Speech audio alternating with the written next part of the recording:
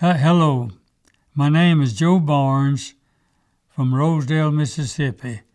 I was born near Carthage, Mississippi, July the 20th, 1919, which makes me 100 years old, be 101 in a couple of months.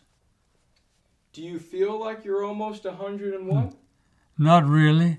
My balance has gotten real bad. Other than that, I'm in pretty good shape. So I use a walker to keep from falling down. Physically, Mr. Barnes, what is it like to be 100? Well, it's pretty nice. I'm glad I made it to 100. Thank the good Lord every day for allowing me to live so long. Anything that requires or standing or walking, I can't do much at it. I still mow my yard. I have a 3-acre yard. I still mow it. Once I get on my mower, I'm sitting. So that doesn't bother me, but I can't do anything that requires standing or walking.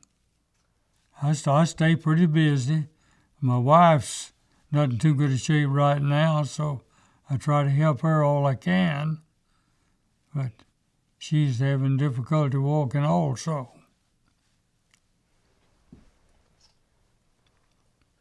And tell me, Mr. Barnes, what branch of the service were you in? I was in the 36th Infantry Division, which is Texas National Guard. When we finished our basic training, they assigned us to the non-Texans, to the Texas Division, trying to fill it up, getting it ready to go overseas. So we were the first non-Texans to join the 36th Infantry. I became a member of Company A, 142nd Infantry. I was in a mortar squad and a weapons platoon. And can you talk to me about the role of the weapons platoon and what the mortar squad does? Well, the mortar squad is not supposed to be on the very front line. We're back behind the riflemen. A lot of times they'll get pinned down or enemies giving them a lot of trouble. They'd call on the mortar squads to give them some fire. So we'd set up our mortars and try to knock out whoever was giving our riflemen trouble when we made the invasion. Can you describe the mortar, the type of weapon it is? Well, the mortar is really a tube that you put the shell in. A man has to handle it, drops it in the tube. When it hits the bottom, it explodes and it goes off. And then where it explodes is where it fits the first object. If you hit a limb or something going up, it'll explode right there. So you have to be sure that you have mass clearance and shooting at your target, and wherever it hits, then it explodes. And the shrapnel and the concussion supposedly kill the enemy. And so, before we go any further in your war experience, I want to backtrack. You mentioned you were born in Carthage, Mississippi? Yes. Could you talk to me about growing up in Carthage? Well, we've lived out in the country from Carthage on a little dirt road. That dirt road's now a 4-lane highway, Highway 25. So I grew up on a small farm, and my daddy had me working. From that time I was about 7 years old. I had a horse, a mule that I plowed. That was before the days of tractors. So we had to do everything with horses and mules. And he had me out in the field plowing when I was about 7 years old. Can you tell me more about the work you did on the farm? Well, of course, I plowed a mule or a horse, and then we had to hoe the cotton. We grew cotton and corn. We had to hoe the cotton by hand. we didn't have all the chemicals to get rid of the weeds and grass, so we had to do it with a hoe. And of course, when you harvested it, you also had to do that by hand. Instead of having these big 8-row cotton pickers, we individuals had to go out, had a sack they'd drag along with them, pick the cotton and put it in the sack. Hard work. Can you describe the area where you grew up, what it looked like, the population, you know? Well, it's just way out in the country. We were about 10 or 12 miles from Carthage, as I said, on this little dirt road. So it's just real country. We didn't have many of the conveniences. We didn't have electricity or running water or anything like that. We'd have a deep well. We'd draw the water out of it. Or in some cases, we'd have a spring that we'd get our water. So we couldn't pump it because we didn't have electricity. So after I was about grown, we finally got electricity out in the country, and then we could get a pump and have running water in our house then. But up until then, no running water in the house. Did you have any brothers or sisters? I had 2 younger brothers, both of whom are dead. Did they serve in the war? My second brother did serve in the war. He was in England. Of course, he was in the medical corps for a good while, so he served in the war. Other brother was too young. And tell me about your father. Did he serve in the First World War? No, he didn't serve in the First World War. He was just a poor country farmer, didn't have much education. As far as public schools went then was through the 8th grade. And he quit in the 7th grade in order to go to work to help make a living for his family. He had a pretty big family. I think they were about 7 boys and 2 girls, and Daddy was one of the older ones, so he quit to go to work. Can you describe your house that you grew up in? Yes. We had just an old unpainted wooden house. Didn't have a bathroom, naturally, or water, didn't have running water, as I've said. So it was very country, and people wouldn't believe that we lived like we did then. Was it just a one-room house? No, it had 3 bedrooms and a kitchen and eating area and a little living area. Nothing fancy at all, just a place to live and work. When you were growing up, what kind of things did you do for fun? I didn't do a whole lot for fun. My daddy kept me busy working most of the time. I'd go fishing and hunting sometimes, but other boys around would be going fishing and hunting. Daddy would have me out in the field working. What was your plan for your life, Mr. Barnes, when you're growing up? Well, after I was a few years old, of course, I was in school, such as it was. It had very poor little schools, but every little community had a school. So I had talked to some boys who had gone to school where they taught agriculture, and I found out a lot about that. I decided I wanted to be an agriculture teacher when I finished high school and college. So I managed to get out of high school, and I was not prepared financially or educationally to go to a big university. But there was a community college, well, they called them just a junior college then, about 50 miles from where we lived. So I went to that little junior college, and took just regular courses. And after 2 years in junior college, then I went to the war. Well, after that, you could teach then with 2 years in college, could teach grammar school, couldn't teach high school. So I got a job teaching after I finished the junior college. Had a real good job, made $57.50 a month, 8 months a year. But the second year we got a big increase, went up to 59.50. My room and board the first year was $15 a month. The second year it was $16.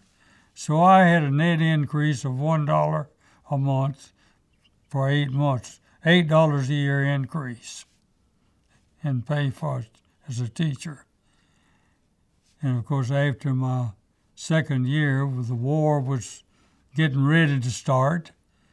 So they were drafting people to go to war. So they drafted me my second year as a teacher. And they deferred me until the school was out, which was in May. So I finished the second year of school and then was drafted into the Army and was inducted in the Army 23rd of May, 1941. So I did my basic training at Camp Walters, Texas, was inducted at Camp Shelby, Mississippi, and they sent me to Camp Walters, Texas for 4 months training.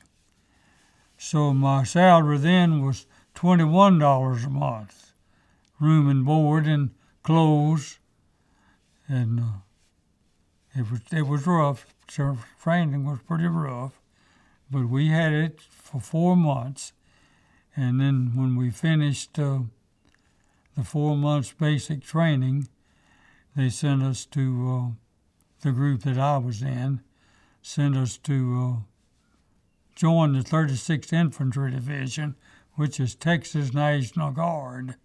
They were on maneuvers in Louisiana, so they just sent us from Camp Walters to Louisiana to join the 36th Infantry Division. So that's where my training really got going.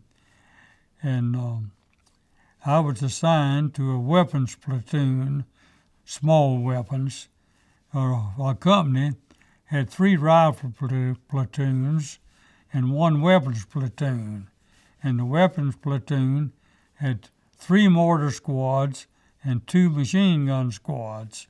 So I was assigned to the mortar squad and took training there, and I became a gunner on the mortar, which would set it up, get it leveled up, all set for firing.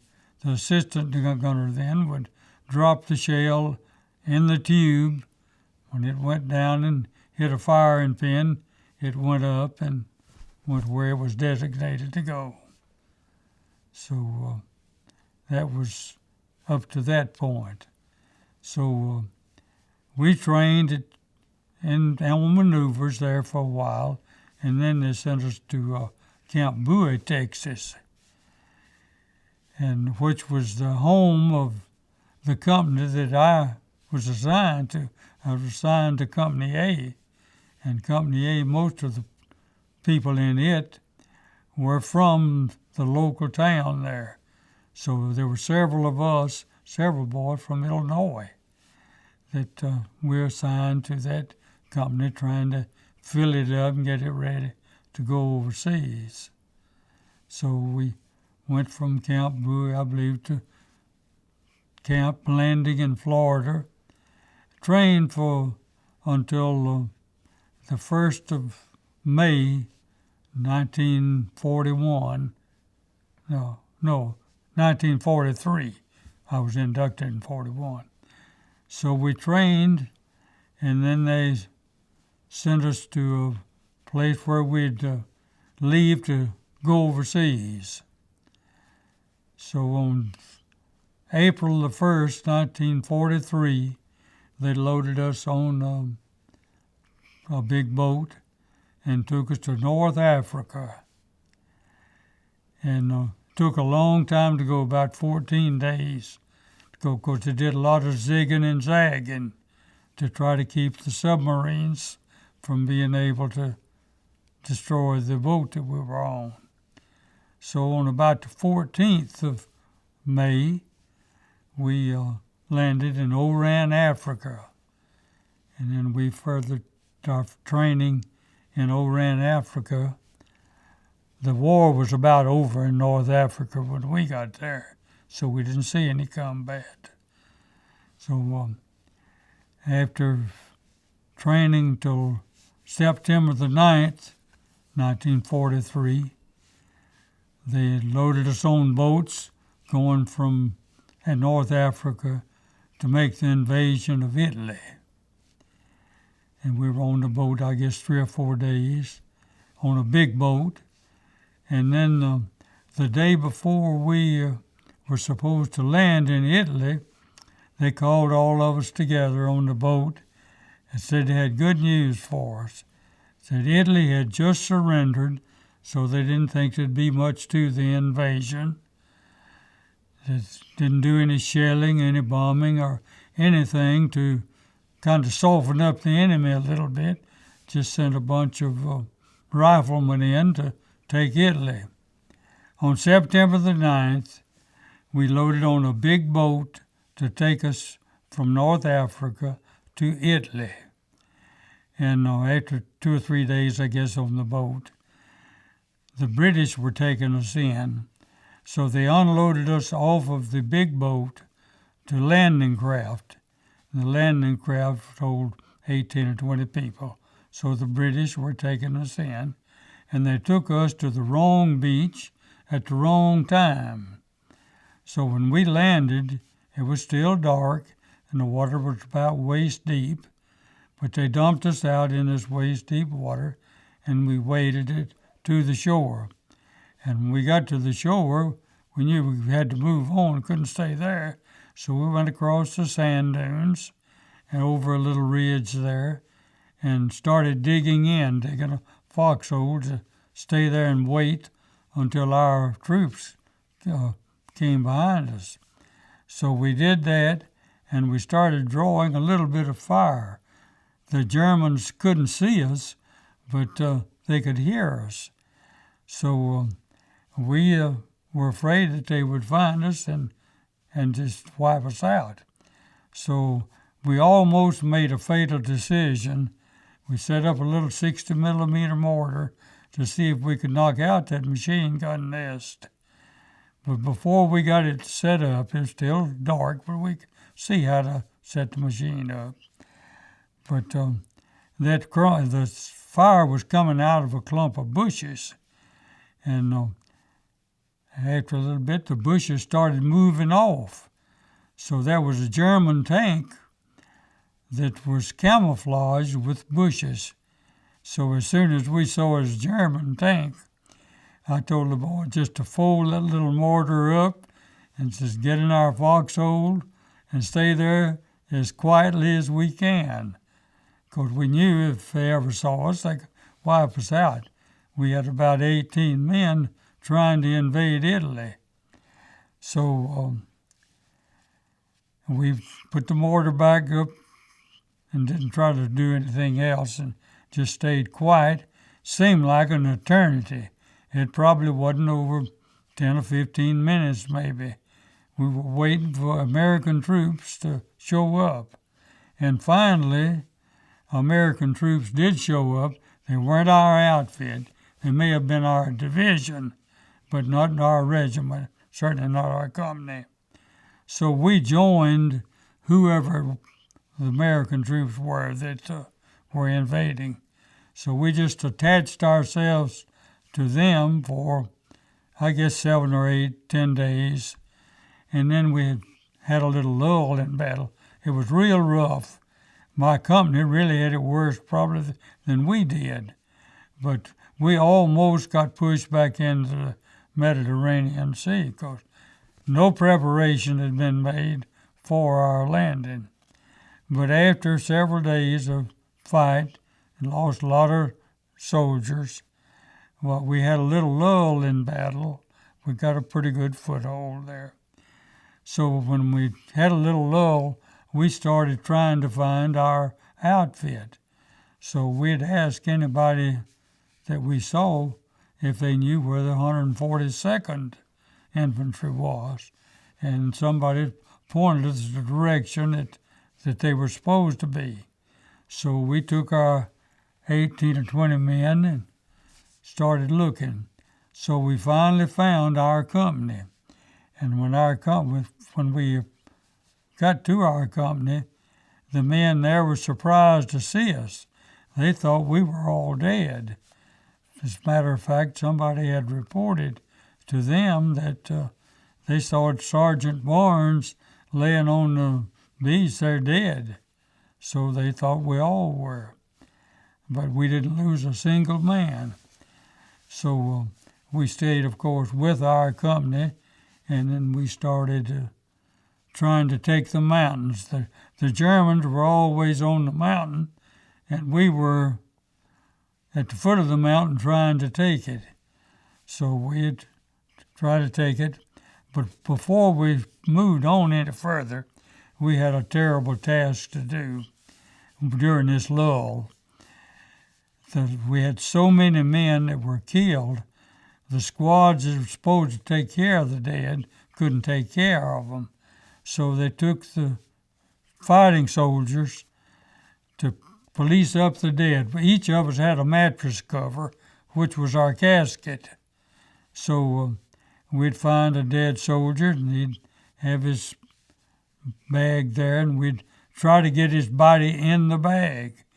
And it was hot. The odor was awful, but we'd try to get them inside the bag, and part of their legs maybe had come off. It was terrible trying to get these dead soldiers who were decaying in their bags to be picked up later.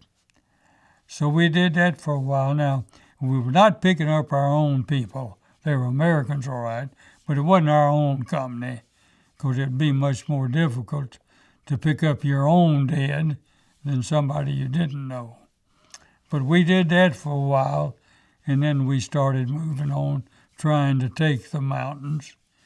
And we fought in Italy there the rest of that year, and of course they had a pretty rough winter.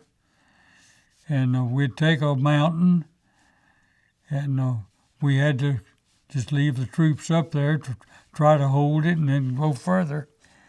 But we had a terrible time getting supplies to the men who were on the front. So the only way we could get it up was on the back of the soldiers. So we'd take about half of our men, stay down to the foot of the mountain. We found a big cave there that we could all get in, and every morning we'd leave with a load of ammunition or water or rations on our backs. It'd take all day to climb the mountain to take up to the persons who were on the mountain. So we'd do that for a while, and then we'd alternate. The ones who were carrying the stuff up would go up on the front, and the others would come down to the bottom. Really, the worst job was being at the bottom of the mountain, having to go up every day. But we did that for a while, and then finally they got horses and mules in. So you couldn't get a vehicle of any kind up the mountains. So we got horses and mules, and we'd put the load of supplies on the back of an animal, take it to the front line, and then they'd load a dead man on top of the mule and bring it back down to the foot of the mountain. So we did that for a long time. And of course, when winter came, they had some pretty cold weather and rained a lot. We didn't have clothes to keep us warm or dry. We nearly froze. In fact, a lot of people did they'd have their feet freeze or just they couldn't take it. But we did that for the whole winter of 43, 44. And if you didn't have winter clothes or supplies, how did you all keep yourselves warm? we didn't. We had a little raincoat that didn't amount to much, and just had regular pants and a shirt and maybe a jacket, but we didn't have clothes to keep us dry or warm. Of course, we'd all dig a foxhole once we'd get to a place where we were going to stay for a while. We'd dig a foxhole, and two men would dig the foxhole together. There were a lot of rocks on the mountains, so one would have a little shovel and one would have a pick. So we'd pick the ground up and shovel it up and dig a hole big enough for two of us to get in. And once we got us a foxhole, we'd get in it together, particularly at night when it was so awfully cold and wet. Those little dirty men would snuggle up to each other to get a little body heat. So we kept from freezing, but it was awful. So we did that for all the winter of 43, 44. And finally got to a place that we were stopped at Repeater River. And we had to cross that Repeater River to keep moving forward. And the Germans had pillboxes on the other side of the river where we had to cross. And if we got people across, of course, they'd kill them.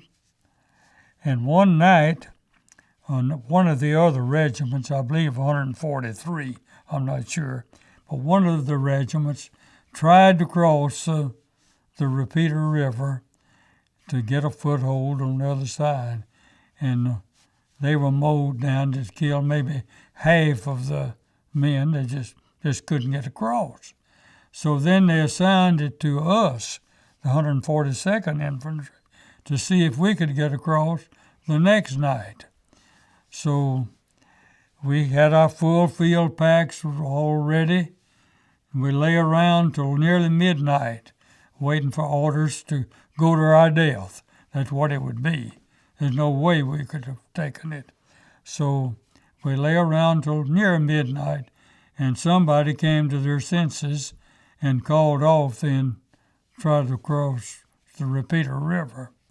So then they sent troops to try to go around to Anzio. Now, we were not in that group. We stayed there in the mountains. But they sent other troops to try to go around, and they had it rough also. But we finally were able to move forward. And in the summer of 44, they took Rome. Our outfit didn't take it. The Germans may have. The Russians may have. I'm not sure. But anyhow, we went through Rome. And Rome, the people in Italy, of course, were awfully glad to see the American troops. So we moved fairly well for a while. And then they decided to pull us back. We'd gotten maybe 50, 75 miles north of Rome and moving along fairly well. But they pulled us off the front to get us ready to go into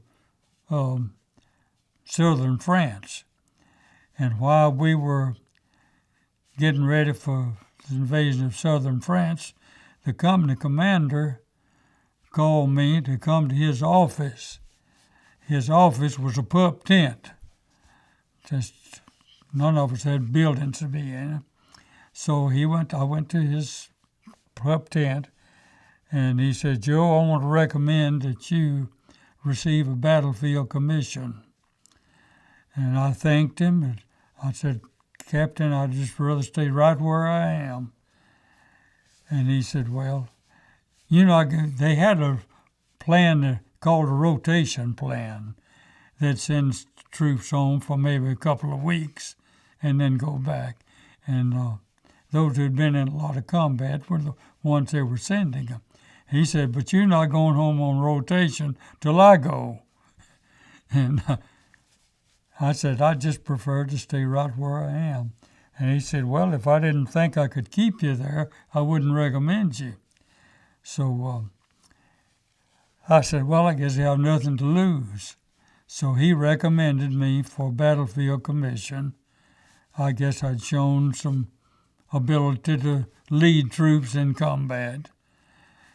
And during all that time, we had lost a number of second lieutenants that come right fresh out of OCS, didn't know anything about combat.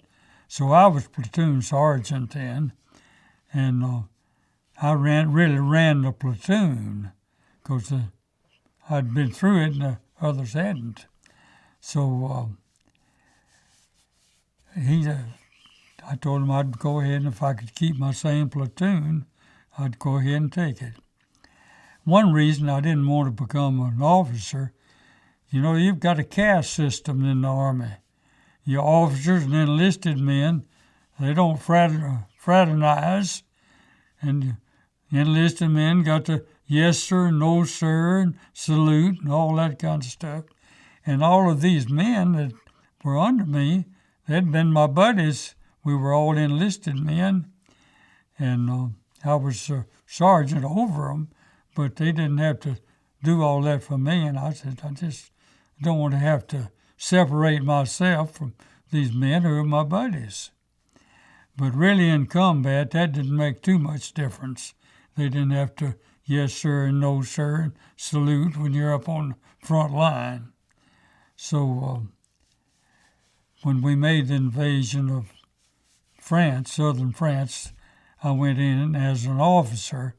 Well, they had to discharge me as an enlisted man and then re-enlist me as a second lieutenant.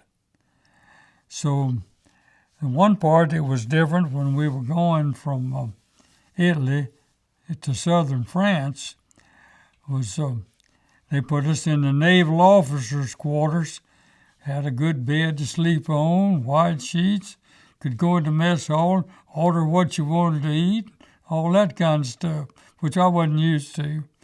So I did that for 2 or 3 days, and then we landed in southern France. And southern France wasn't too bad. They had prepared an enemy for us. They'd gotten to kill a lot of the enemy. So we went into southern France, and I was there about 2 months before I was wounded. After a couple of months, it started getting a little rougher in southern France when we got to the Moselle River. So it was difficult to cross, and had the mountains there. Had the forest. And you can't shoot a mortar out in the forest. You've got to have mass clearance, because wherever that shell impacts, it goes off. So you had to get where the shell could go up and then come down and supposedly kill the enemy. So I was out in a road. That's about the only open space we had. So the riflemen were in front of us then, and they were getting pinned down by the Germans. A lot of the Germans were in trees, snipers up in the trees, picking off the American troops. So we started firing the mortars, and then the mortars, where they'd hit in the tree, it'd explode, and we were knocking a lot of the Germans out of their trees so the riflemen could move on. And that's where I was wounded in southern France in middle of October, 1944. And, of course, after that, Litter Squad, of course, had to take me back to the rear. And we went to field hospital there, and then wound up going back to hospital in Italy. And I stayed in the hospital there for about 2 or 3 weeks. And one day at lunchtime, they brought my lunch to me in this hospital. And the orderly who brought the lunch started asking me questions. said, Mr. Barnes, how much, or Lieutenant Barnes, how much do you weigh? And I told him, what do you have with you? I said, well, not anything except the clothes I have on. I says, what's all this about anyway? He says, you're going to be sent back to the States. They had found out that I needed to go back to the Army hospital back in the United States. So in a few days, I couldn't eat any more of my lunch. I was so excited. So we came back to the States, landed in New York, and then from there to Tuscaloosa, Alabama, where I was in the General Hospital for, I guess, a year and a half. And had a few operations. They found out that I didn't have the broken bones, or my leg wasn't torn up too much. Had some nerves and tendons shot up that they had to put back together. So I stayed there until they closed that hospital, and then sent me to Battle Creek, Michigan. And I met a person there that was pretty important. Do you know Bob Dole? Well, I met Bob Dole, who had been wounded much worse than I. But he was I guess, a first lieutenant by then, and I don't know where I was the first or second lieutenant at that time. But anyhow, we got to know each other real well, and a lot he couldn't do. He couldn't use his right hand at all. So I'd button his breeches and do anything that he couldn't do without a right hand. So we became very close friends and stayed that way until I got out of the Army then, before he did.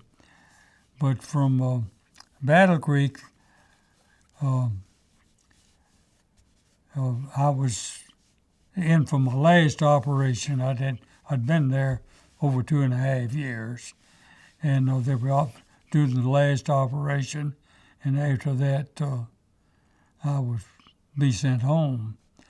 And they had Fort Custer was under the main hospital that they'd owned it, and that's where the troops would go when they didn't need much care. They'd go waiting for an operation, or getting over an operation, or waiting to be discharged.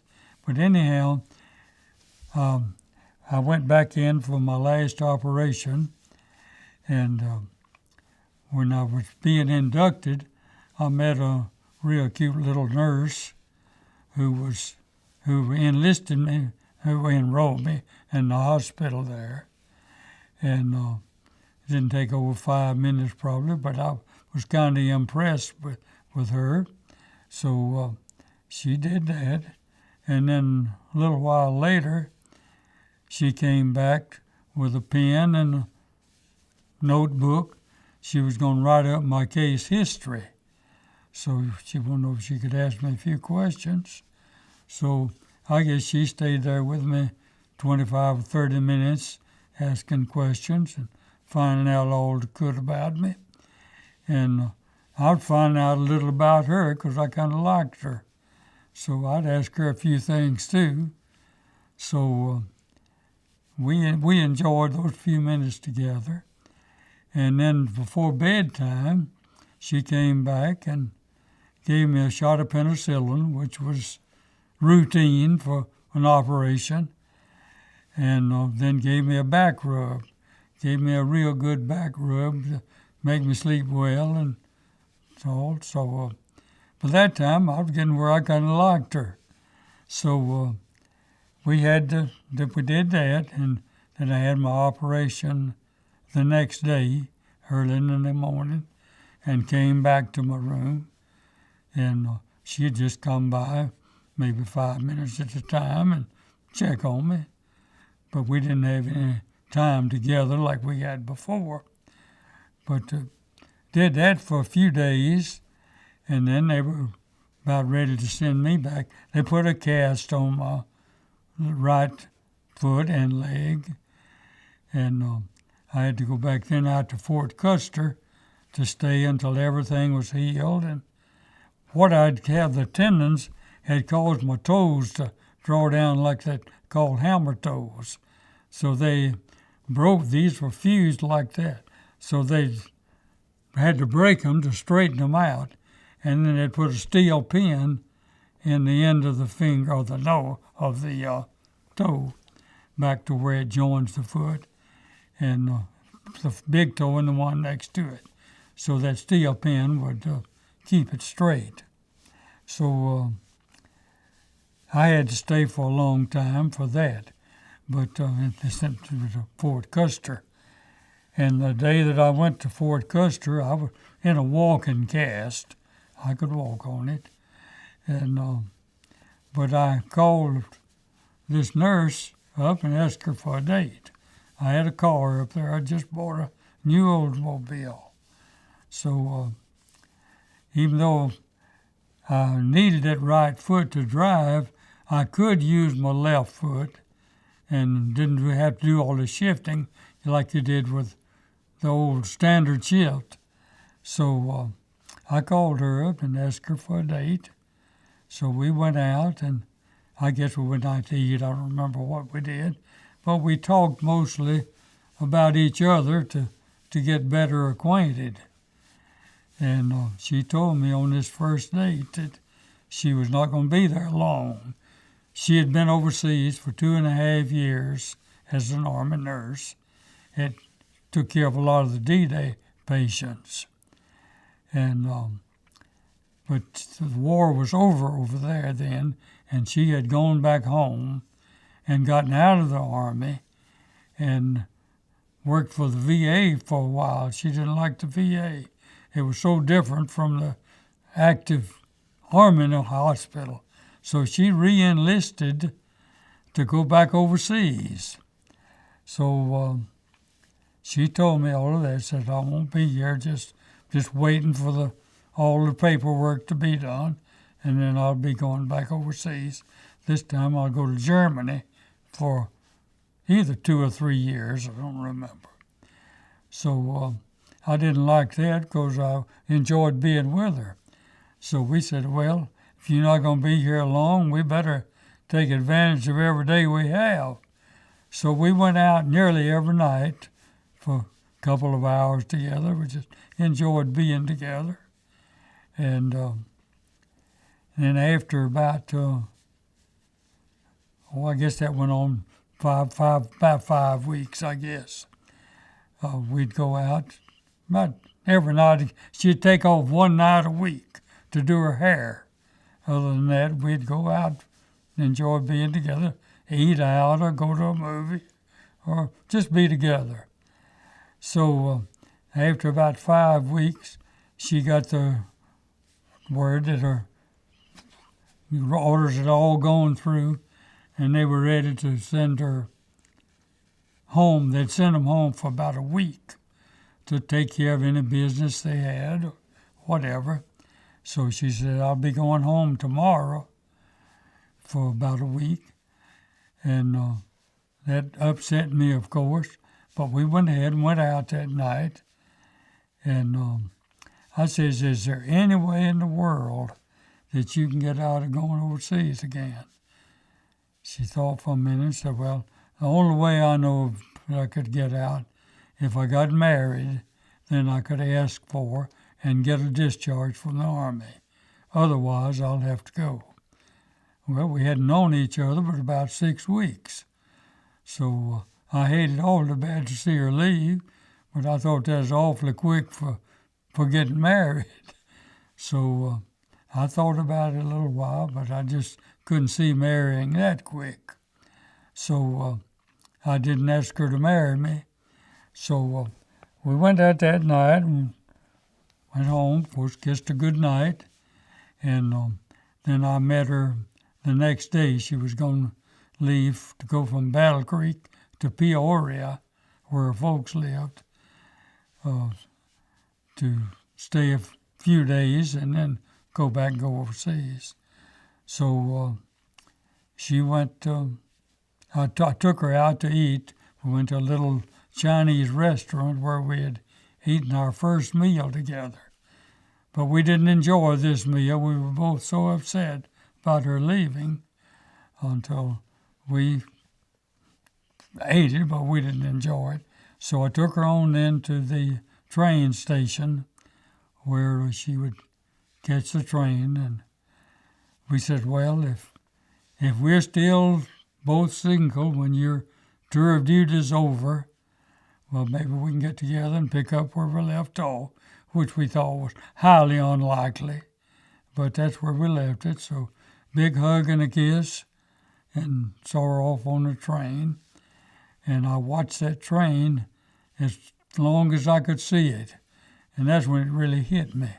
I says, there goes a woman that I loved, who loves me, and probably never see her again. So I went on back home, back out to camp, and I couldn't call her up when she got home, and they didn't have cell phones then, because the telephone long-distance operators were on strike. So the only way you could make a long-distance call was a real emergency. And this was an emergency for me, but I didn't think it would be for them. So I didn't try to get a call through. So the only way we could communicate was with telegram. Well, this was 3 or 4 days before Easter Sunday. Well, I sent her an Easter lily to her parents' home, and then she immediately sent me a telegram thanking me for it and telling me she was going to be in Chicago visiting a nurse friend of hers for the weekend. Wondered if I wanted to meet her there. I sure did. As even though that's quite a long drive to have to do with your left foot, but it was worth it. So I sent her a telegram telling her I would be glad to meet her. So I went to Chicago on a Friday afternoon, got a hotel room, and then called her up. You could make a local call, but not a long distance. So I called her to get instruction on how to get to her friend's house. The friend had already gotten out and was working for the airlines. So I called her and talked to her and got instruction on how to get there. So I went out. We visited that afternoon, the 3 of us, and they just fixed dinner to eat there instead of going out. So we had dinner together, and then after dinner, well, she and I had a little time to be together alone. So I said, are you sure that you could get out of the Army if you got married? She said she was. So I just proposed, and she immediately accepted, of course. So then we went and told her friend that we had just gotten engaged. And that was Friday night, and weekend's bad time to get anything done. But we said there's a Army Veterans Hospital in Chicago. Maybe we could. You had to get blood work done, and you had to wait about 3 days to get the results of it. And if you had, either one of you had a certain disease, I don't remember what, well, we couldn't get a marriage license. So I went back to the hotel and spent the night. We got up early the next morning, and we went out to this hospital and explained everything to us, and they said, well, they'd take care of it for us. So they drew the blood, and I don't know whether they sent it off or just ran the test there, but they said it'll be 3 days before we'll know anything, and we'll contact whoever needed to be contacted for us to get the marriage license. So we spent in the Saturday together. We bought our wedding rings. She didn't have an engagement ring, but we had a wedding ring. So we spent the day, and we said, well, we're engaged, we have the wedding ring, we have our blood work done, everything, so we'll just spend the night together. So we spent that night together, and then the next morning I had to go back to Battle Creek. she had to go back to Peoria. But we had decided we'd get married on Tuesday evening. That'd be the earliest we could get the results and get the marriage license. So I went back to Battle Creek and had to get another leave, and then I went shopping for a wedding, for an engagement ring.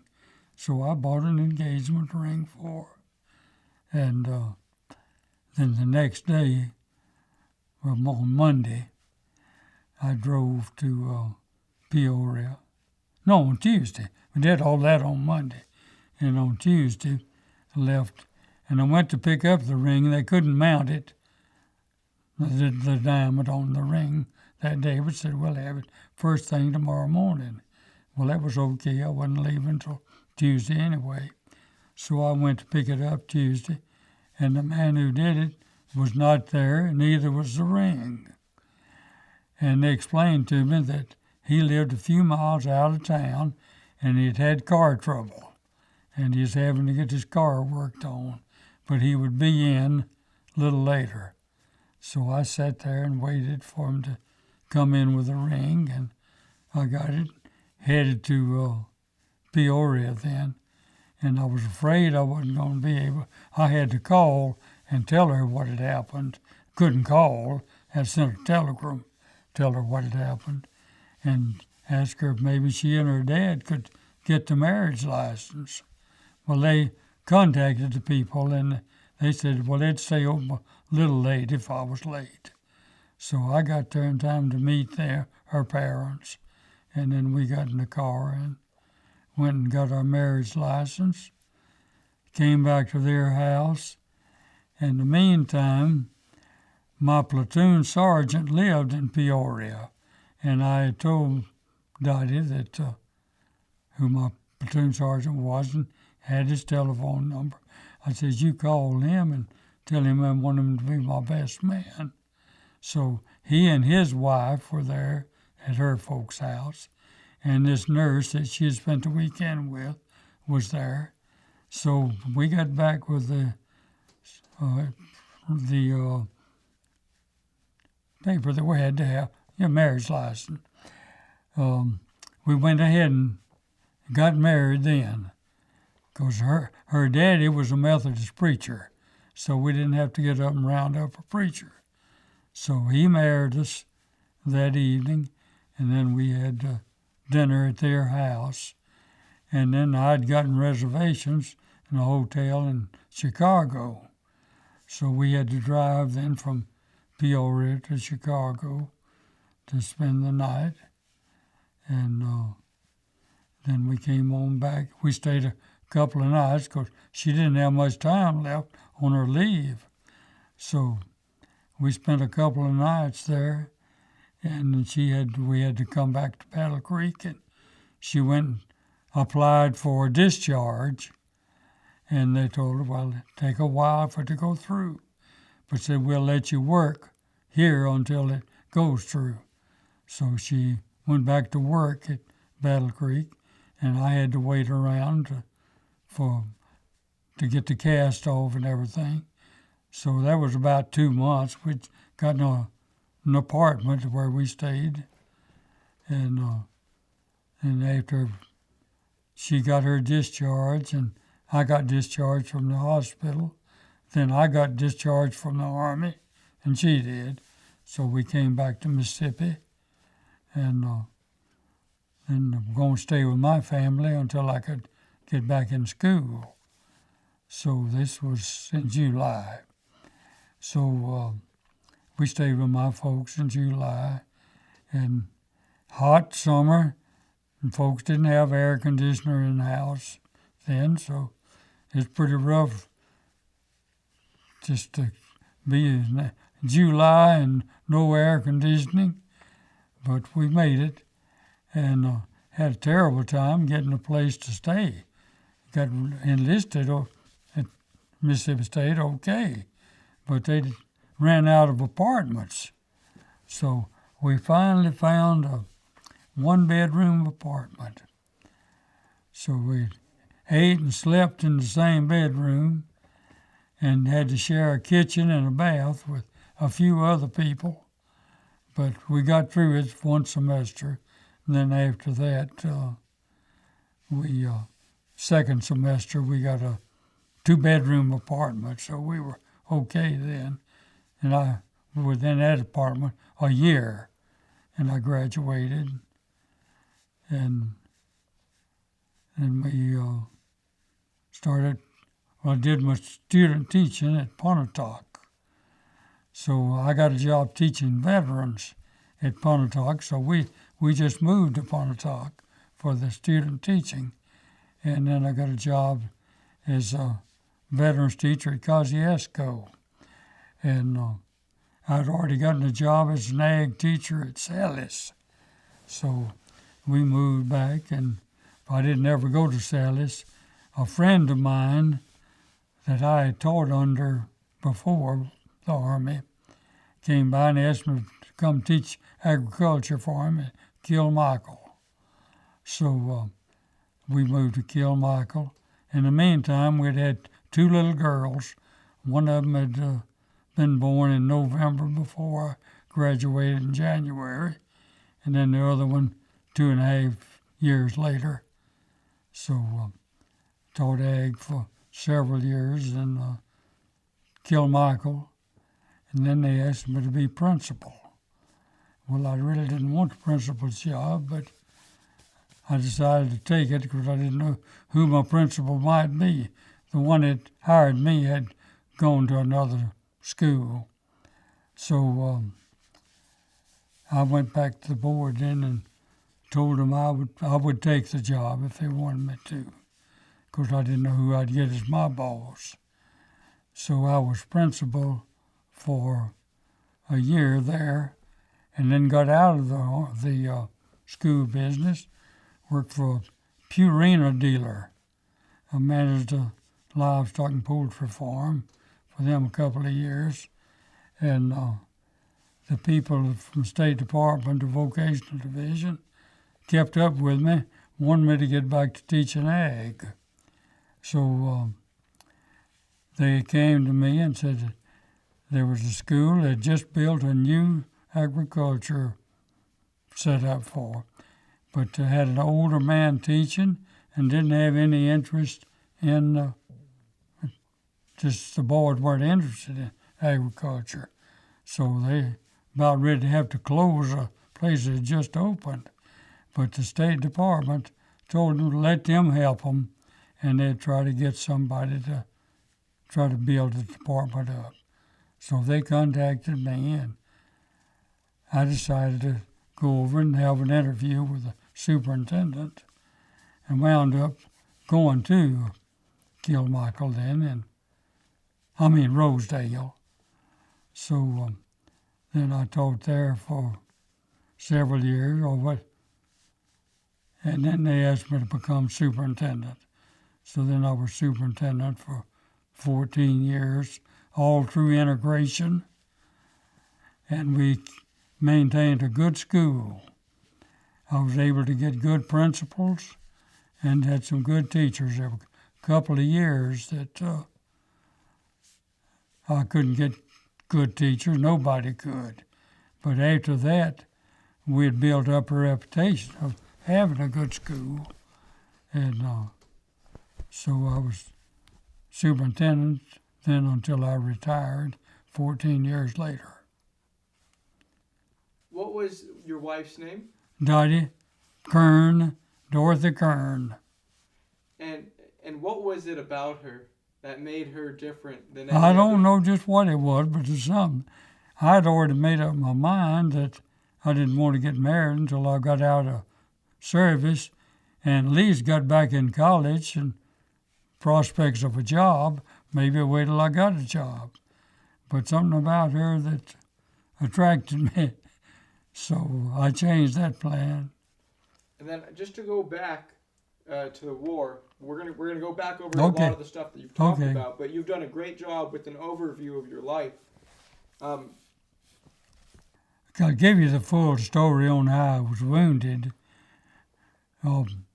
We had been moving along pretty well, but on the Moselle River, it was getting pretty rough. And in the Vosges Mountains, snipers were picking off our riflemen who were in front of us, and they needed some mortar fire. So that's one thing we do with the mortars. So we set up a mortar. We had to set it up out in the road, in the open, because wherever the shell hits, that's where it explodes. So I was directing fire. I really shouldn't have been. The platoon sergeant probably should have. But anyhow, I was directing the fire.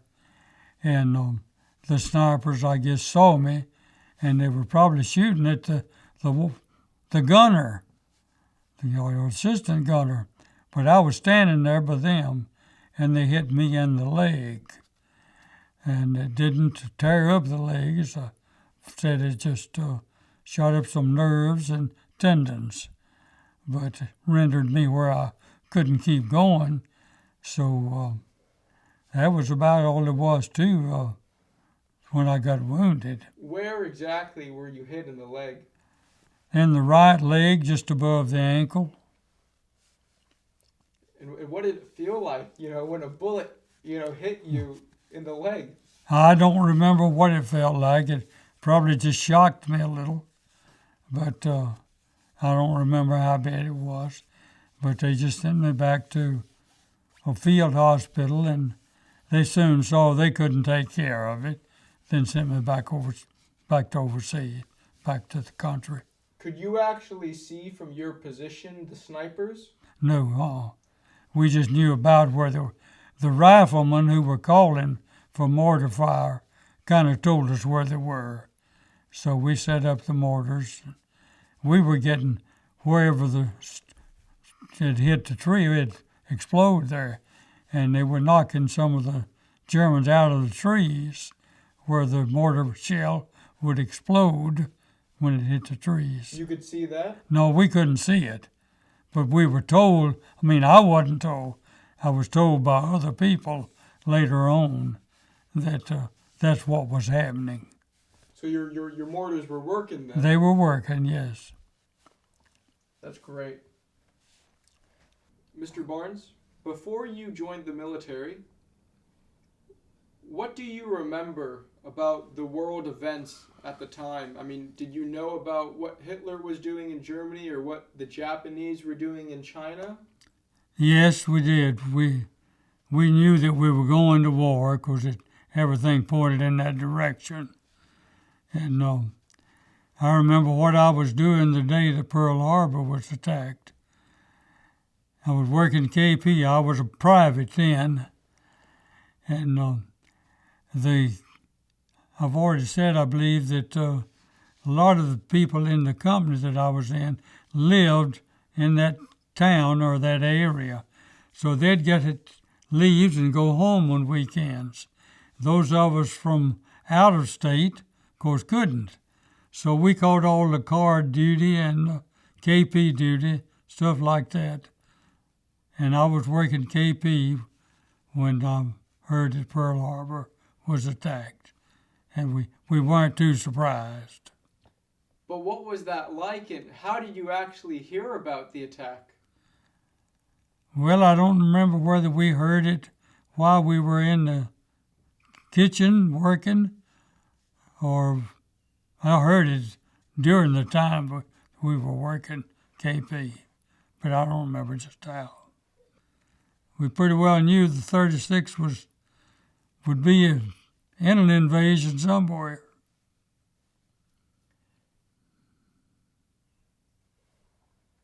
So moving forward, can you tell me more about your experiences in North Africa? What do you remember doing in North Africa and the training that you all undertook? Well, I know we did a lot of walking. They took us on 25-mile hikes, and we got a lot of training in case we were attacked with gas.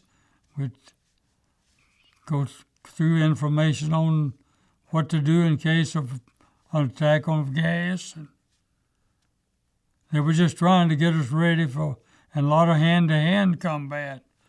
We didn't know what there'd be hand-to-hand combat. There wasn't, but we didn't know there wouldn't be. But we were all upset.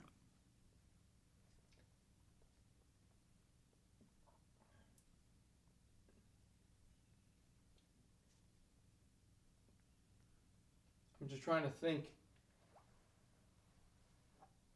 The fighting was over in North Africa by the time you guys got there. It was almost over. The fighting was almost over. Mm-hmm. The invasion of Sicily took place while you were in Africa. Right. We were not involved in it. What do you remember about hearing about the invasion of Sicily and what was happening? Well, we kind of wondered why we weren't involved, but it didn't bother us too much. We knew they'd be invading something.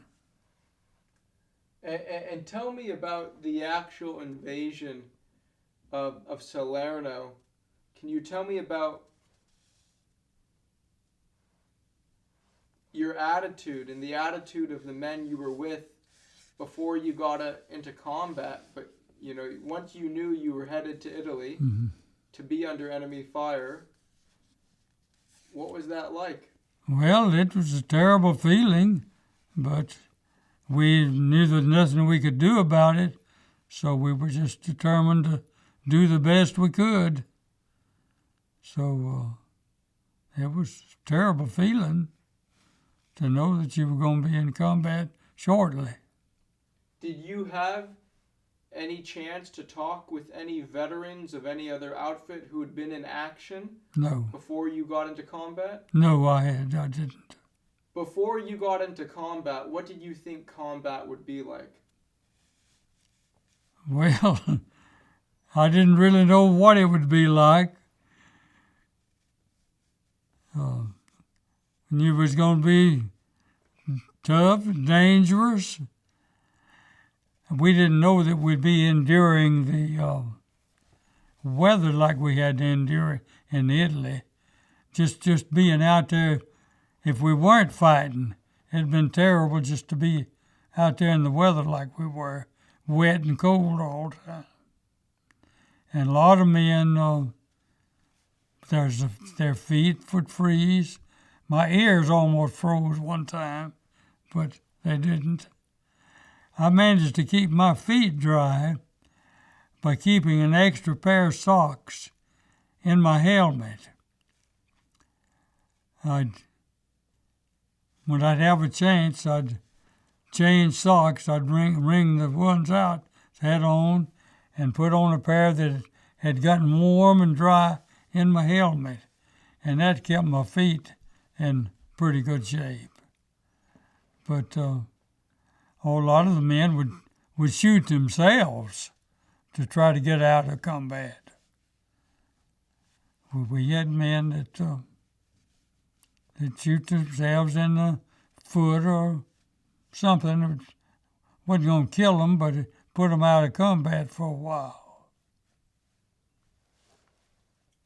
Could you describe the terrain of the Salerno area where you landed and the German fortifications that you saw? Well, really, it wasn't a tough place to land. It's just sandy beaches. And the Germans were not right down on the beach. They were up a little ways in the wooded area where they could hear somebody or see them if it's daylight. And of course, we made, even though there were 18 of us, we made some noise going in, and they could hear us and started firing in that direction. But there wasn't anything unusual about the beaches. But they were ready for us just off the beach a little. They let us get on and try to push us back. Can you tell me about your first experience firing your weapon at the German enemy? Well, really, I don't know that I ever fired one. Well, may have. But I primarily was directing mortar fire. So the riflemen who were in front of us, if they got in trouble, they'd call for mortar fire, and of course, we'd have to send one man as an observer, and he'd go up from the front to where he could see the enemy, and then call in the information to the mortar people. I didn't ever do that, but we had men who did. You never acted as the observer? I never got up in the very front and called it back. I was always back there with the weapons. So at that time, you're the sergeant. Can you tell me more about your role, being in charge of the mortar section? What are your responsibilities? Well, first of all, you had a sergeant in charge of 2 machine gun squads, and then another sergeant in charge of 3 mortar squads, and I was in charge of the 3 mortar squads. And it's just my responsibility to see that they did their job. We had the ammunition carriers and had somebody as a gunner for each mortar, and then an assistant gunner who dropped the shell in. And there wasn't a whole lot of excitement to that, really. When it comes to the amount of fire a person gets on, would you say that the riflemen take on a lot more fire than the weapons? Yeah, they'll take on more fire than the weapon. How far back from the frontline riflemen would your weapons platoon usually be? Well, it depends on the terrain. If it's a pretty good sized mountain, you tried to get the mortar squads itself back on the opposite side of the enemy from the mountain.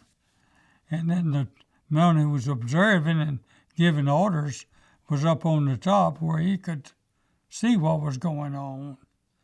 So what they did back at the gunners was just follow orders.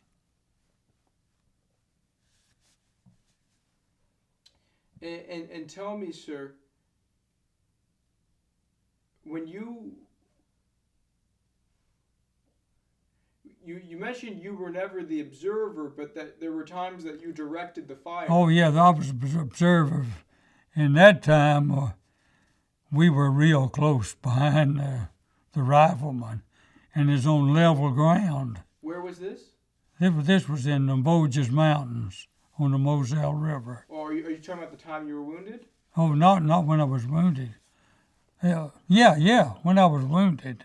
That's right. Was that the first time you were directing the fire? Oh, no, I directed it other times. I'm just confused. What's the difference between directing fire and being an observer? Well, the observer goes up where the riflemen are, and he can see where the enemy is, and then they call back, and I didn't do that.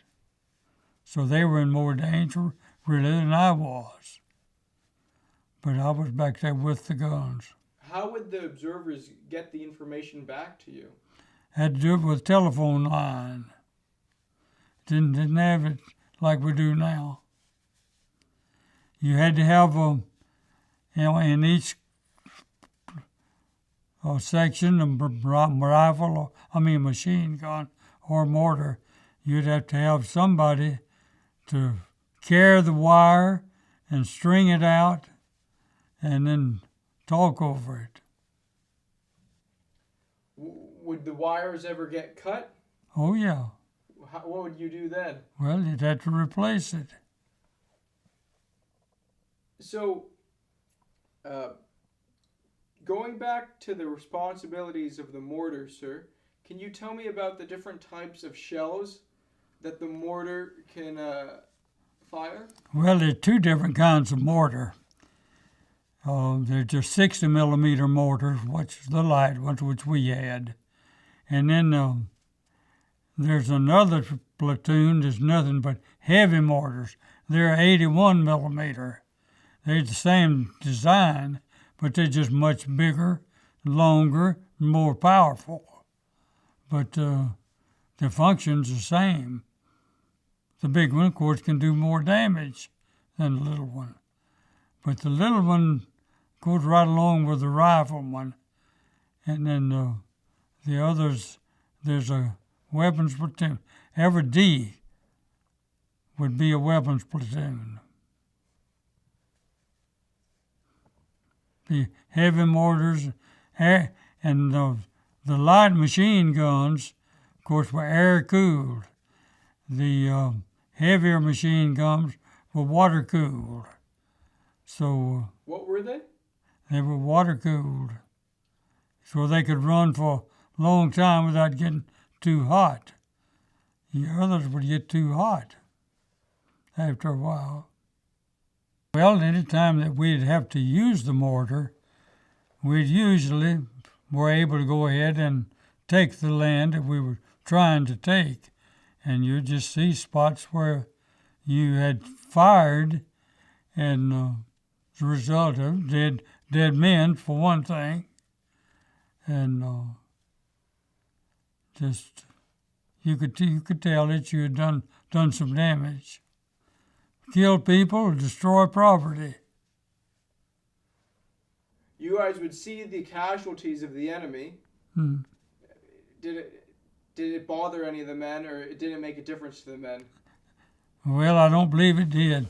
Oh, we saw a lot of the dead, for we'd take a mountain and maybe be on it a few days, and you'd see Germans lying all around that you had killed.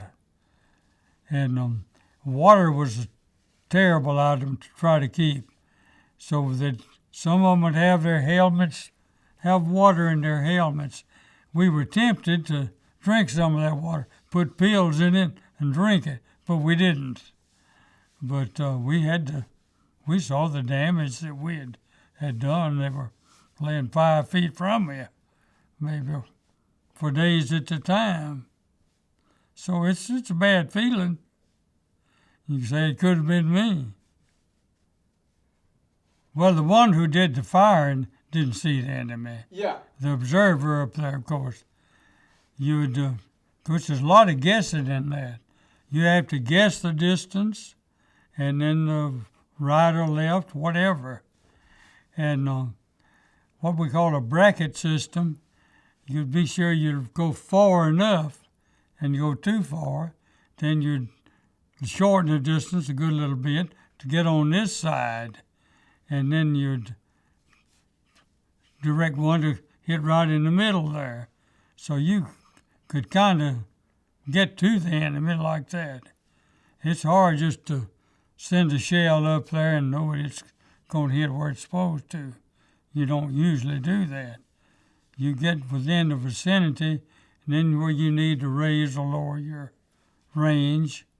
And if it's right or left, you need to know that. So the observer tells you that. You might be firing 1,600 feet, and you look like you're 100 feet the other side of the enemy, or you might come back 200 feet, and then you get it in between. And then once you get the right spot, you might fire several shots in the same place. Typically, can you give an idea of what kind of targets the mortar would primarily be used against? Well, of course, if you saw a machine gun nest the enemy had, that's a good target. You might not see the machine gun or the person, but you could see the fire coming from an area, so you knew where it was, so you tried to hit that spot. But as far as seeing it hit a person and killing them, you didn't usually do that. Sometimes, but not often. Okay, we had a lot of calls being in the infantry, Europe, where the shelling is going on. Many times I'd start to dig a hole someplace, and there's so many rock there I couldn't dig it, so I'd move to some other place, and then later on a shell would hit right where I had tried to dig. So I thought the good Lord was taking care of me. But one close call we had some men killed. I was a sergeant then, platoon sergeant, and the lieutenant was my leader. So he and I were in the foxhole some 10, 15, 20 feet from our mortar and machine gun man. And all of a sudden we heard a shell explode, sounded like real close to them. And I heard the men holler. So I jumped out of my foxhole and ran down to see what I could do for the men. And when I got there, just 10 or 15 feet, they were both dead. They were just, a shell apparently had dropped right in the hole with them. So that was one of the close calls we had, and one that we saw two of our men brutally killed. And what were their names? Camel and Cruel, I believe, were the two names. I mean, but... They were both from Illinois. And I know I wrote to the parents and told them that their sons were killed, and told them they were killed instantly. And I recommended these men for a Silver Star, and I think they got it. Thought that's the least thing that the family could get for it. But they were good men, been loyal, hard fighters, and you hate to lose men like that. There were other incidents where we had our men that right close to us would get killed. We lost a lot of men. Can you describe in more detail the terrain in Italy and why the terrain made it so difficult to fight the enemy? Well, the terrain was awful. It was hilly, awfully steep hills, and rocky. A Jeep couldn't go up it. The only way we could get stuff up was on the backs of men or animals. They were just steep and rocky and awfully hard to climb. And where would the Germans be positioned on these mountains? Well, they'd try to get behind a hill, I guess, some of them, and some of them up on top, not in any particular place. Now, a lot of them, like at the Repeater River, they had pillboxes, concrete pillboxes built to be in when they were pretty well protected when our men would try to cross the river. But just up and down the mountains, there weren't any buildings.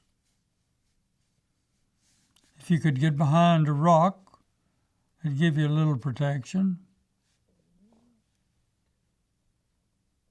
A big rock. Is there any other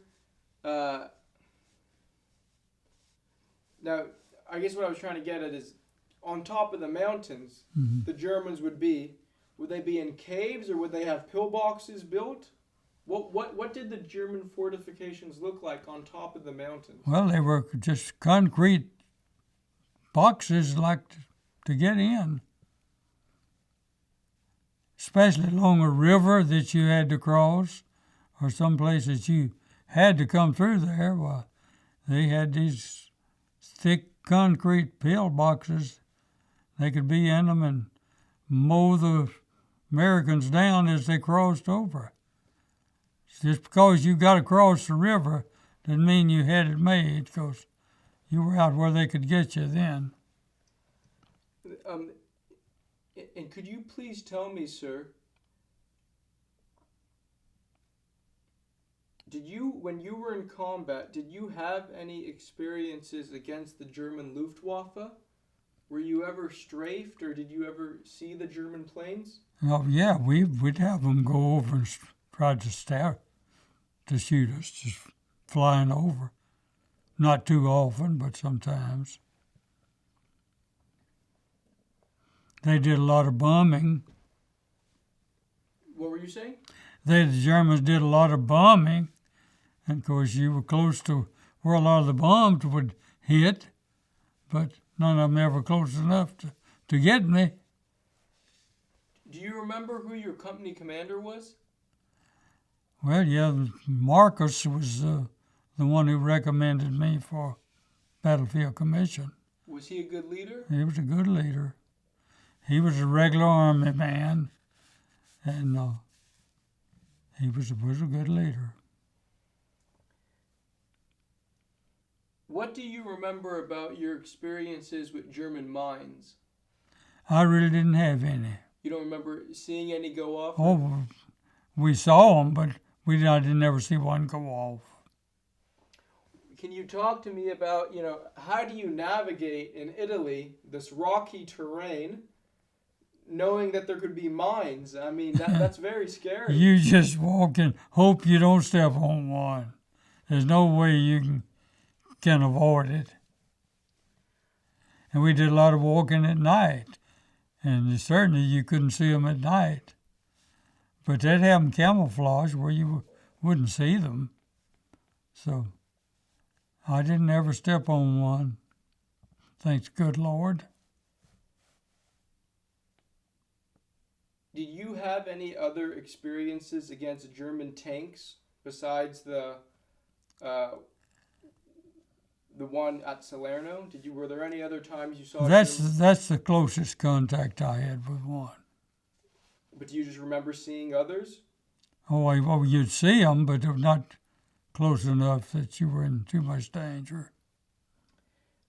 What do you remember about your interactions with the civilians in Italy and in France? Well, they were both real glad to see the Americans. So they'd come out and they'd do something for you, give you something to eat. They were proud that you were there.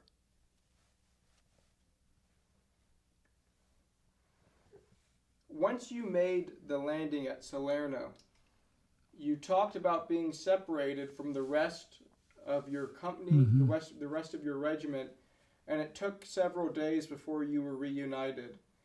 Can you tell me more about the actual fighting that took place in the time in between?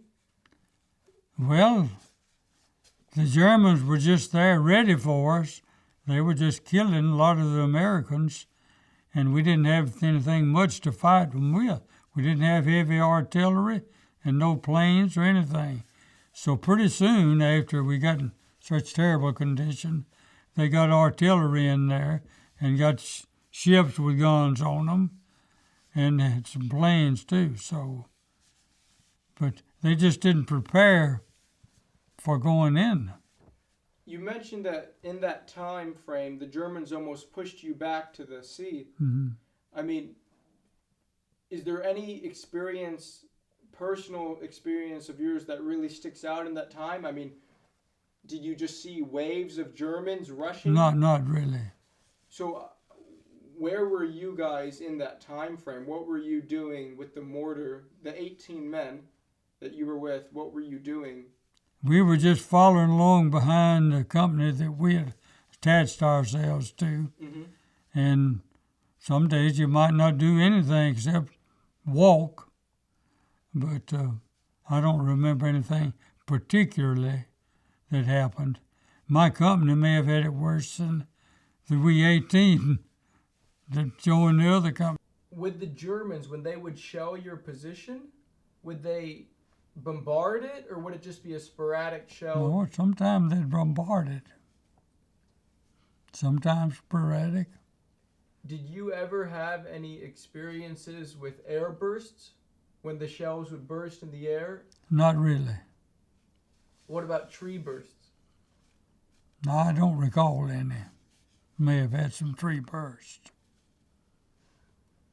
Did you ever pick up any souvenirs? Not really.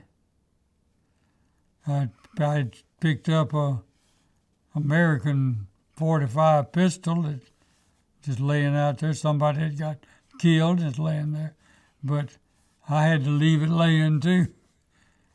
When I got wounded, I didn't pick up anything that I had saved. I wonder if another person picked it up after you. Probably so. But I wasn't too interested in that. I was just interested in trying to keep from getting hit myself and keeping my men from getting hit. Can you tell me more about once you became the second lieutenant, after your commission in the field, you were now in charge of not just the mortars but also the machine guns. Right. So can you talk to me about setting up the machine guns so that they would be able to be in a field of fire? How did you do that? Well, I pretty well left up the machine gun section sergeant and his squads to do that. I didn't tell them how to set up the machine guns. Those machine guns, though, in your under your command, were they mostly a defensive weapon in case the Germans would make it a No, counter? they were offensive as well as defensive. They were just light. The big water cooled ones were just bigger and heavier machine guns and could fire much longer without getting hot. These were just light machine guns that one man could operate, and they were just air cooled, so they would get hot. But you mentioned they could also be offensive weapons. How would they fire over the heads of the riflemen? Yeah, if your riflemen were trying to take an area, the machine guns could sit up there and just keep constantly firing in that area where they could go ahead and take it. To keep the Germans' heads down. Right. Now, I suppose the reason I got the battlefield commission that we'd get a second lieutenant come in fresh out of OCS and who really didn't know anything about combat.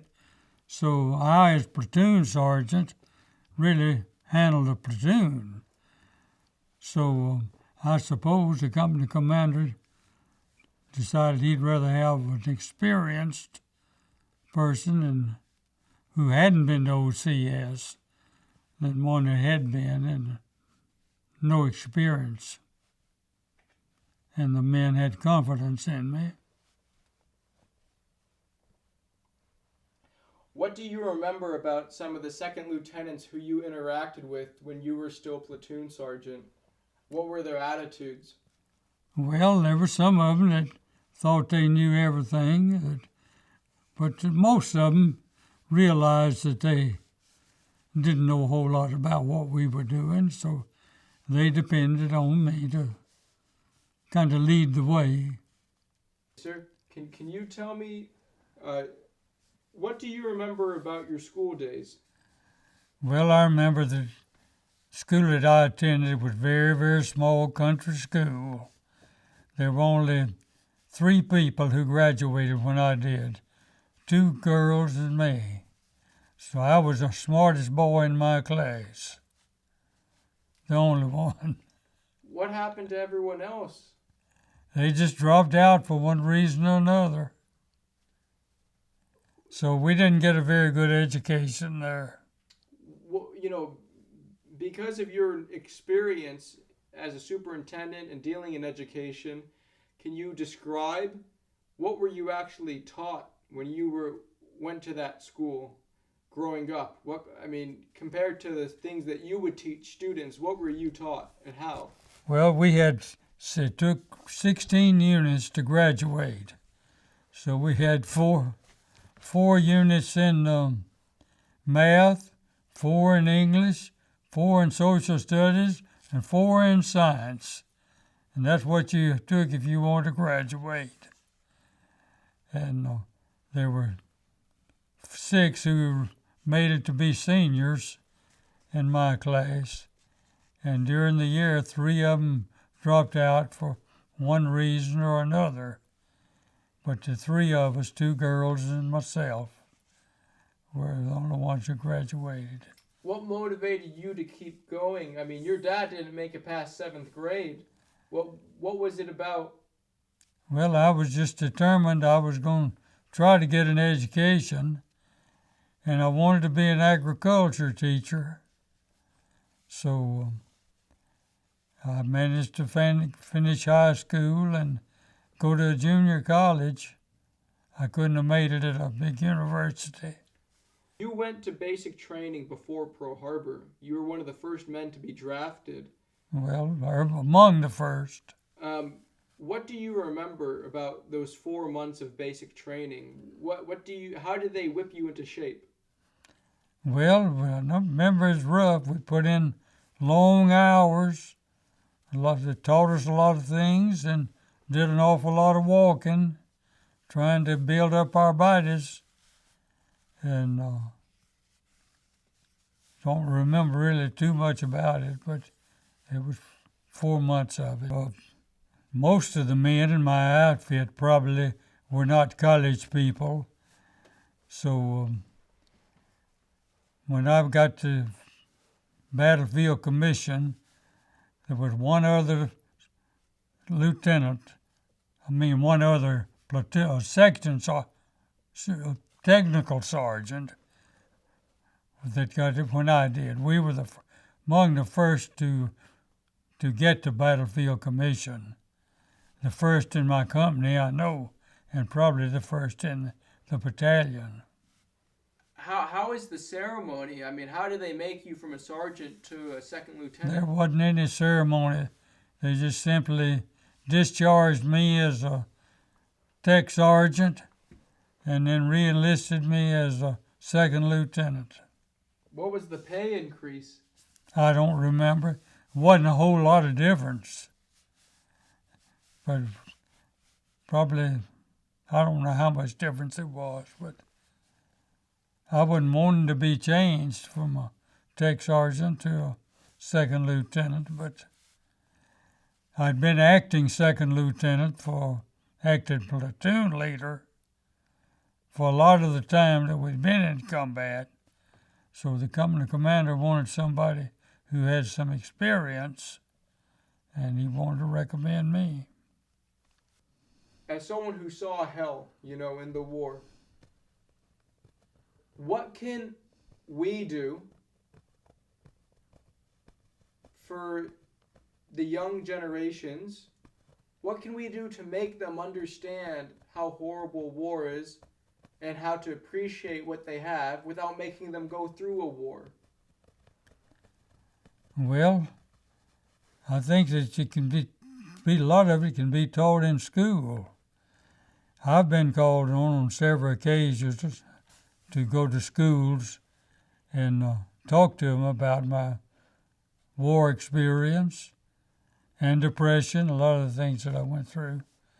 So bring resources in, people who have been there, to talk to these people. They don't realize much about it. But I've used this book here with the pictures, some of them. I'd have it shown on the screen of what went on during the war, and I would explain to them about that. So I've been to a private school there 2 or 3 times, talked to individual classes and talked to the whole school, and then anybody other than school community, anybody who wanted to come. It's a picture of the soldiers on the ship that we were on. They called us together and told us that they didn't think it'd be any problem, that Italy had surrendered, so just a matter of going in and taking over. But it wasn't that way. Can you tell me anything that you remember when it comes to the mud in Italy and how difficult it was? Yeah, it was very difficult. We went for weeks and maybe months without ever being dry. We were wet and muddy, wading in mud, and we nearly froze to death. But we just didn't have the clothes and shoes to protect us. So that alone, without the enemy, was terrible. But when you're fighting the enemy, and that too, it is bad. Did you ever use grenades in combat? I had carried a grenade, but I didn't ever use one. During the early part of the Italian war in the mountains, at first we took the backs of men to take rations and ammunition and water up to the men who were on the front line. We had a cave that about half the platoon would stay in. It was pretty safe there. And they'd get a load of stuff to take every day, take all day to go up the mountain and then come back down. Then after a week or two, we'd rotate it. The ones who'd been on the front would come down and take the stuff up every day. So the ones on the front line had it better than the men having to take it up every day. And so eventually, what did you all... But when they finally, to replace the men, they got horses and mules in. They bought all they could buy in Italy, and then they had mules shipped from the United States to Italy. So we'd use them because no vehicle could go up the mountains. It had to be either an animal or a person. So. And what would the mules carry? They would carry rations or ammunition or water, and then they'd bring a dead man back on the mule, on the back of the mule. Just tie him across the back of the mule. When we were in combat, we had a lot of men killed around close to us, and some of them were killed by small fire, some from shells and mortars, but you didn't always know what killed them. And what do you do in that position? I mean, if you see men getting hit and going down, do you go to help them, or you just keep fighting? You try to help them, and sometimes you can, but sometimes you just have to leave them. As my good friend Bob Dole, they gave him a shot of morphine and wrote a big M on his forehead, showing that they, with his own blood, showing that he had had a shot. So you do that sometimes, but sometimes you just have to leave them and keep going. I was agriculture teacher at Rosedale for roughly 10 years, and then the superintendent left, and the board asked me to take his place. Really, that was the time they were changing the title from superintendent to principal. So they asked me to take that job, and I thanked them for it, but told them I'd prefer to stay where I was. So I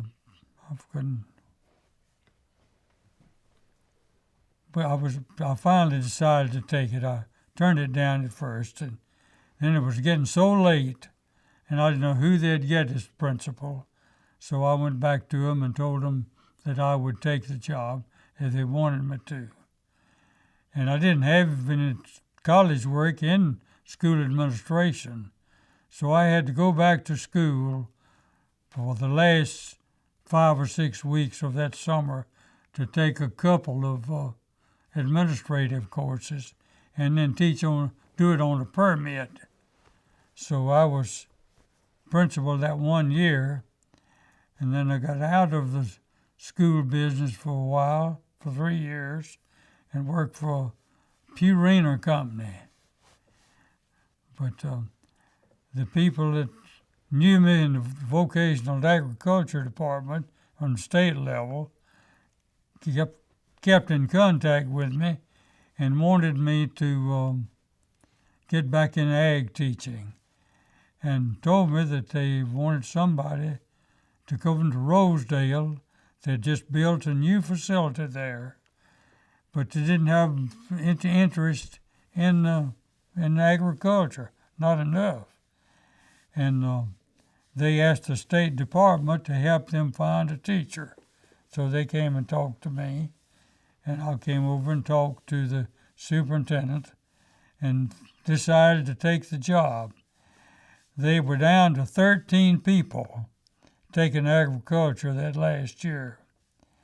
So as soon as I took the job and moved to Rosedale, got moved in, I started getting out visiting the farmers and the boys who would be my students, and trying to get some more students. So we were able to get it up to, I believe, around 27. I've forgotten just how many, but it increased some. And Because schooling wasn't mandatory back then? it wasn't mandatory to take agriculture, so there were just not many people willing to take it. So I think I went from 27 the first year to 54 the second year, and 78 the next year. All from the Rosedale area? All from the same area. We tried to make the course worthwhile. And I had classes for adults as well as students.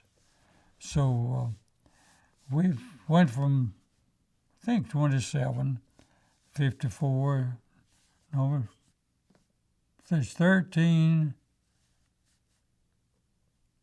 37, 54, and 70. That's right, I guess. So, but then after that, they asked me to be principal.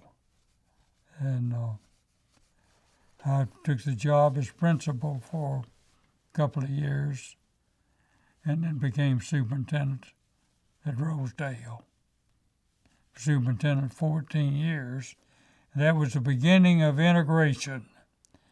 And the man who was superintendent really just didn't know how to handle the integration problem. So he resigned, and I had gone to Hernando as principal after 2 years at Rosedale. I wanted to run the school, and he didn't really want me to run it. So I just left, went to Hernando, where I was in Rosedale.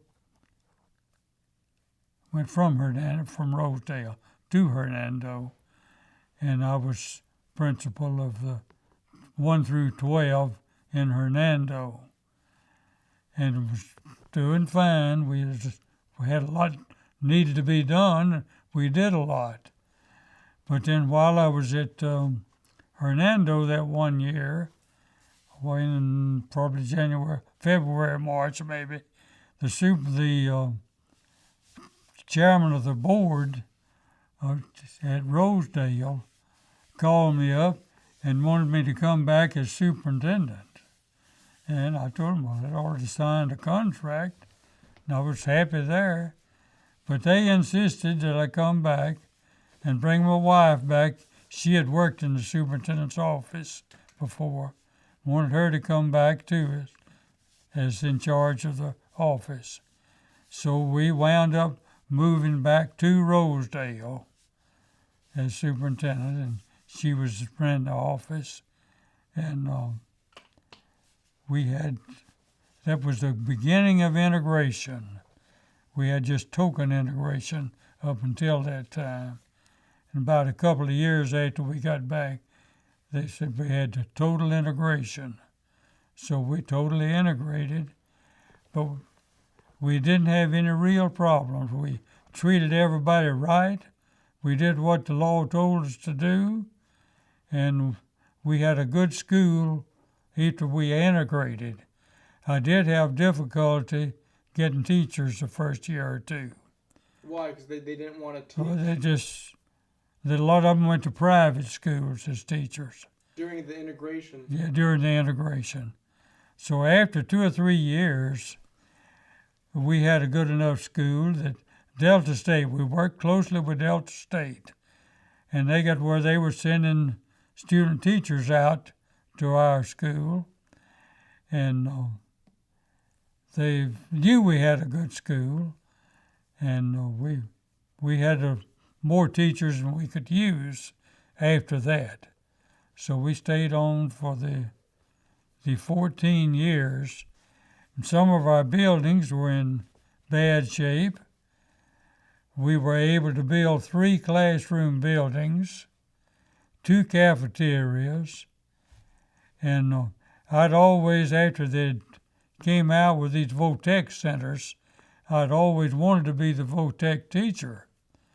But what I tried to do after that was to get us a vocational technical school at Rosedale.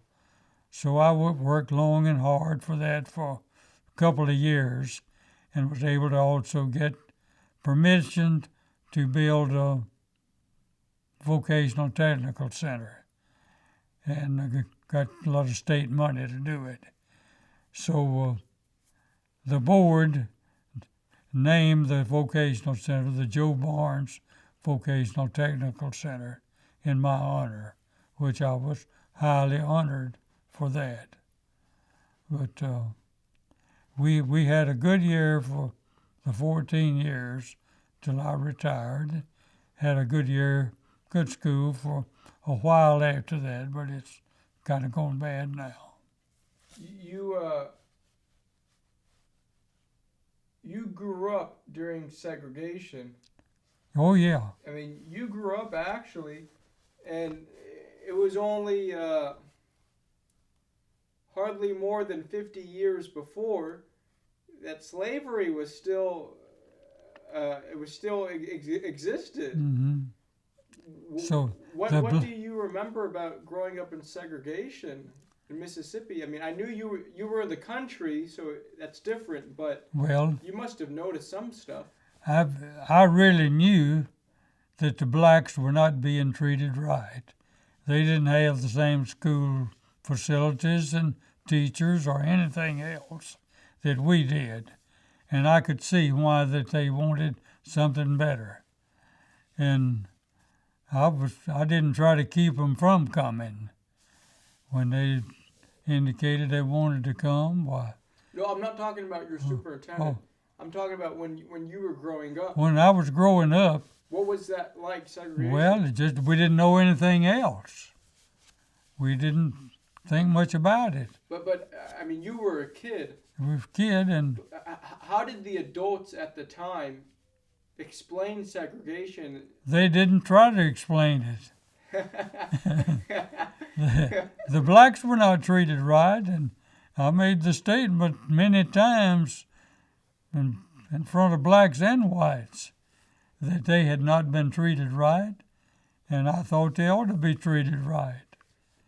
But when you were growing up, no. But I didn't think about it. But that's just how things were. People just. Yeah. That's how things were. Blacks they didn't even have a full year of school a lot of times. They'd just have maybe 5 or 6 months school sometimes. They didn't have decent facilities and decent teachers, had too many students in a class. They just were not being treated right. What do you remember about the tensions when you were superintendent and desegregation and integration happened? What were some of the tensions that occurred, and how did you deal with that? Because there must have been a lot of people who didn't want integration. Well, there were a lot of people who didn't want it, but we were under court order to do it, so we didn't try to avoid any court orders. We just said, this is the court order. They want it done this way, and that's the way we're going to do it. And we did. Can you tell me about some of the backlash that you remember? Well, I don't remember just offhand, but a lot of the whites didn't want it then, because they'd just always been used to it the other way. But I started treating everybody the way I thought they ought to be treated. And they finally caught on to the fact that the superintendent was treating everybody right. In fact, I had problems with whites thinking I doing too much maybe for the blacks. But What were the problems that people were saying that you were doing too much for the? well, they just said they ought to be back down to their school and let us have our school up here. But we did away with what was the black high school, and let them come up to what was the white. And we just followed the court order and treated everybody right. And people finally realized they were being treated right, so they didn't give me much trouble. They didn't know what I was going to do to start with. But when they found out that I was going to treat them right, well, we didn't have much trouble. And we had a good school for a long time.